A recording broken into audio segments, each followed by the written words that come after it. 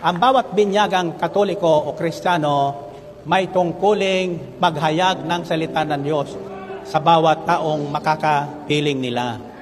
Hindi lang ang mga pare, hindi lang ang mga evangelist, preacher, teacher. Bawat tao na pinagpala ng Diyos ay may tungkuling tayong ipahayag ang kabutihan ng Diyos sa ating kapitbahay, sa ating mga kamag-anak, at maging sa ating mga kaaway. If I remember right, 5 years ago or 6 years ago, inutos ko pa sa ating mga katulong na preacher dito na magkaroon ng gawain sa mga bahay-bahay. Ang tawag doon, neighborhood prayer group. Magsimula kayo, isa o dalawa. Saan man may dalawa o tatlo, naroroon si Kristo. Amen ba?